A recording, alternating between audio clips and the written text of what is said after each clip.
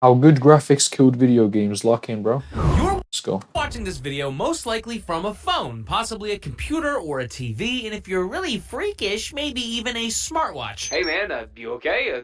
What are you doing here? Everything all right at home? But regardless of your chosen device, all of them Okay, let me ramble on about this a minute. If you're still using a smartwatch, bro, you're a little weirdo, bro. The trend is gone. It takes you just as quick to pull out your phone. Like, I know you're just stupid, bro. You're just a consumer. Don't need that, bro. You do not need.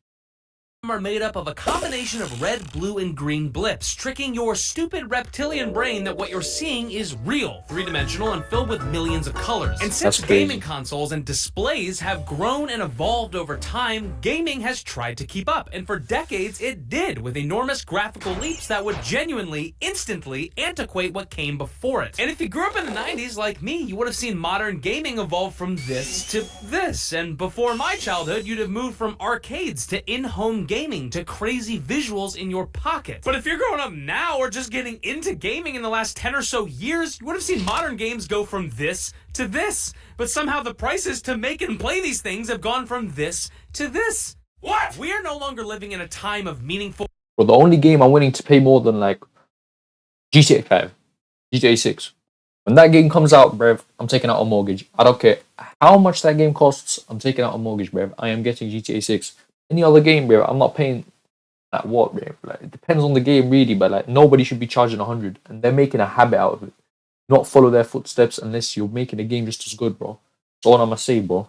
Talking to you, flipping whatever, man. I don't want to call out a company. Graphical evolution, and half the time we seem to be going straight fucking backwards I went with a down. monstrously higher development cost too. But why, when we look back at two different titles, really from any era, one striving That's for crazy. realism and the other a defined art style, we reliably get the same conclusion. One will soon be replaced by a slightly different looking, equally as expensive to produce product, but style is forever.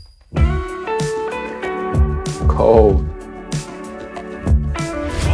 Ray tracing! I'm sorry, that seemed a little aggressive, but I'm being serious. We've spent years and millions of dollars trying to get reflections and lighting to look slightly better for a very small number of systems and hardware. And all we got was an unoptimized setting that half the time nukes your frame rate so you can take really pretty screenshots and play the game in an objective. I can't lie, if your PC is this strong, bro, just know you're blessed. You're the chosen one, bro. If you can turn RTX on, you're blessed, man. G, I'm running on a school laptop right now, bro. You man are blessed, bro. That's all I'm gonna say. Be grateful, bro. That little reflection, that right there, not many people can see that, bro. Effectively worse manner. Hey, hi, why don't we put the same time and energy into researching a better optimization strategy so everyone can enjoy every... This isn't coming from someone that can't run it. I have a top-of-the-line gamer PC, and still the first thing I do when I start a game is turn off motion blur and ray tracing. Wow, now it's actually a good game that runs and looks good! Yeah, but check this out. Mario and Unreal Engine 5, hell no! But the argument for or against this, for me, doesn't only come from a place of aesthetic, because I'm sure with time it'll eventually get better. It also comes from a financial one. The entire newly named AA and higher gaming industry are frantically trying to make their games look as ridiculously next-gen as possible. But newsflash, dipshits, the next-gen doesn't fucking exist anymore! W voice acting, bro. I felt that pain in that, bro. We've reached gargantuan levels of diminishing returns here, but we're somehow simultaneously chasing the dragon of progress with 100 times more money than ever before. Development costs have ballooned by tens of millions of dollars, which means the prices of games have ballooned with it. Everyone is frantically spending every resource for 1% improvements, and temp jobs, layoffs, and rotating doors are common in the gaming industry now. But I know I don't need to explain how horrible the current game development landscape is, but maybe you haven't considered some of the reasons as to why it exists. Many companies have fallen in love with the video part more than the game part. See, the AAA gaming industry loves marketing, often more than developing. They love flashy trailers, banner ads, slogans, catchphrases, and numbers on a screen that mean absolutely nothing because it allows them to pander to their shareholders. We are the future! They are the stupid... What's that game called? You know the game I'm talking about, bro? The game where... What the fuck is it called, bro? What the fuck is it called? The game where you have to sell drugs, bro. I forgot its name. But yeah, that game, bro, one guy made it. one of the best selling games. Like compared to its budget, it blows everything out of the park. But that's insane, bro. Like truly, indie games are making a comeback, bro, which is good. These suits, bro, they don't know what they're doing. They don't know what we want, bro. We want more GTA 6s. Watch GTA come out and be our biggest flop ever, bro. You're not gonna buy it, but is it gonna be a good game? That's the question, bro. Oh man, the new AI-powered glunch board with 90 billion terashits of mega slop. Yeah, bro, keep the AI shit out of the video game industry, bro. I swear down. I don't need no flipping AI, bro. You'll be blasting off at 14,000 frames of... What are you playing? It's a 2D Metroidvania that honestly could probably run on a Sega Saturn. It's unsustainable from the development to the marketing, attempting to optimize your Holy shit. Bro, that was a video game. Yo. Took me 3 seconds to clock that was GTA. Bro, GTA 6 is gonna flip it. Alright, I'm glazing right now.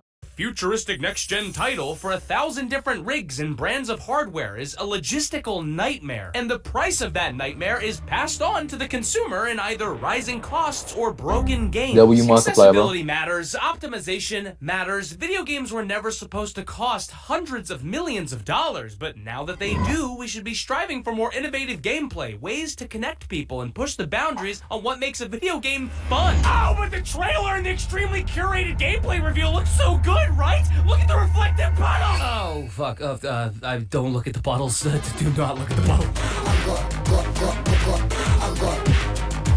Like video games, you know what else is also expensive to produce? Animation. And I actually like to pay my team and make sure that they have food. I did not say you could have 2 hot dogs! This video is sponsored by Crystal of Atlan and their new crossover with... Yeah, we don't do charity around here, bro. I am stealing this content, but I'm sorry, bro. I'm gonna have to skip this. I'm gonna keep it a buck, bro. I'm going to keep it a $1.50. Still an ad.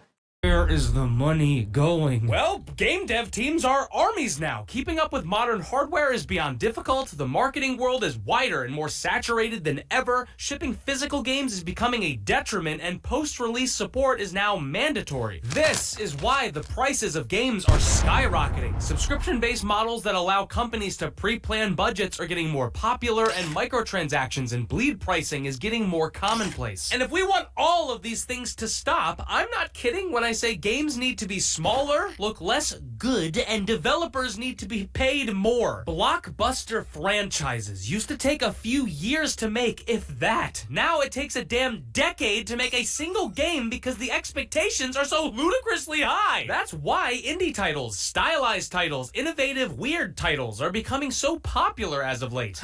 And yes, R&D is worth something. Yes, it's in our best interest to strive for better. And yes, we should always be trying to evolve our art. But can we wait until it's more fucking affordable?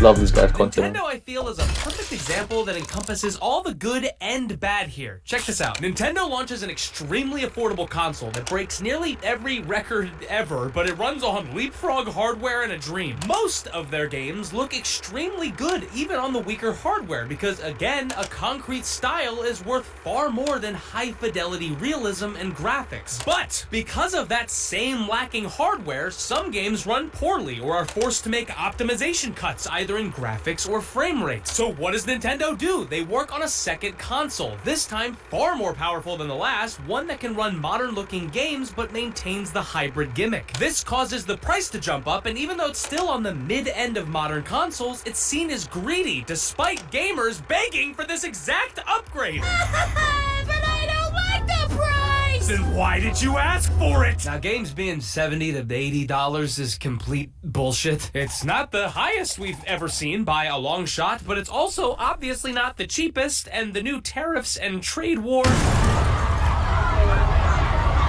doesn't make things easier at all. Why do old Pokemon sprites still ooze charm, but every... Anybody watching this was old enough to actually be like feel nostalgic when seeing Game Boys, bro? How old do you have to be? You gotta be in your 20s right now. Holy, bro. You're some unk. You're an unk, G, bro. Game Boys? What's that, bro? That was old in my time. I used to watch that and be like, yo, what's this ancient device? Oh, bun this. What did I do? color-coded visuals and magic technology fused going. Well, game dev teams are Fucking affordable! to jump up, and even though it's still on awards. Sorry, How do guys. these smaller gaming experiences, sometimes made by I'm not really sorry. Why are indie games coming out faster than ever, toppling AAA studios and claiming so many awards? How do these smaller gaming experiences, sometimes made by a single individual, garner such massive loving fan bases? Balatro, Vampire Survivors, Slay the Princess, Inscription, Animal Well, Pizza Tower, Blueprints. Because a refined art style will always age better than the skin pores of the month. Because you can tell an emotional story, no matter your poly count. And because bold and defined visuals let your games stand apart and speak for themselves no matter the budget. Just take a look at Expedition 33, a small team's first project, an outstandingly beautiful title that blends the two design philosophies together, sacrificing neither while making a visually distinct and affordable game. By the way, this is like one of the best games I've played in the recent decade. If it doesn't win Game of the Year, I might actually lose my mind. And this isn't like nostalgia glaze either. This effect happens time and time again, and not just with modern indie games, the gaming industry as a whole. Look, Last of Us is an incredible game. No argument there. One of my favorites, and obviously a very high fidelity and pretty game, especially. Yo, don't hate me for this, yeah? Thing is, I don't like story games, bro. How do you enjoy story games? They're so boring, bro. So boring. What am I doing? Oh, click A or B. You have to click A at the right time, or you'll get another chance to. Like, it's just some bullshit, bro. It's brain dead, bro. It's brain dead. I'm sorry. Last of Us, no hate.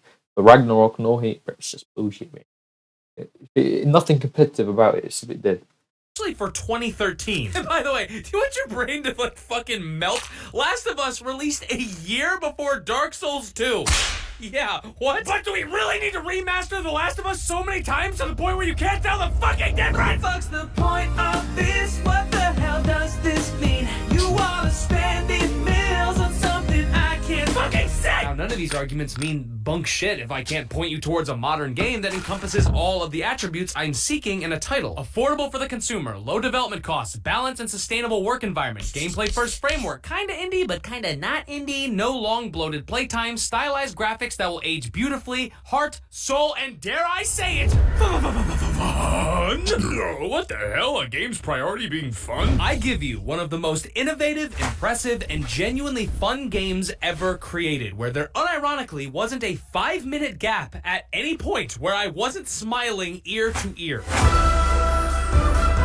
I could sum up this title in one word, it would be hybrexneotheristic, which I made the fuck up because there's no actual fucking word in the English language that can describe how good this game is. From the very first second to the last, this game assaults your senses with a bombardment of creative ideas, only to throw them away 5 minutes later so they can fit in another dozen But what in the Temple Run is this, bro? It's looking dead. I'm not gonna lie. Never heard of it. Don't know what it is. Don't come after me. crazy mechanics into the same section of the same level. It's downright baffling how many fun and interesting gameplay ideas are packed into this 12-hour game and how often they build off of them multiple times. Not only is Split Fiction insanely fun, but it's optimized beautifully, runs like butter, and looks so damn good. I've never seen a studio flex how comfortable and confident they are like this. It seems like Where's the sponsored message, bruv? There's no way you're glazing a game this hard. My brother, I've never even heard of it. You're glazing it like crazy. Where's the sponsorship fucking signal, bruv? We're stupid, bruv. Every art asset, set piece, landscape, color, style, and effect was lovingly crafted with That does look zero cold, though. internal friction. Everything is on full display here with unabashed passion and heart. This game is a 10, but it's not just a 10. It's a 10 that also has a buddy pass, so your co-op partner doesn't even need to pick the already affordable game up to play the entire experience. It's a 10 that pursued a timeless, cost-effective... Alright, this is an ad, bro. This is a beautiful fucking art ad. 20 years. Okay, video ended. W's in the chat. W's in the chat, bro. Great video. Subscribe to Circle Tunes HD. Yeah, man, that's about it. See ya.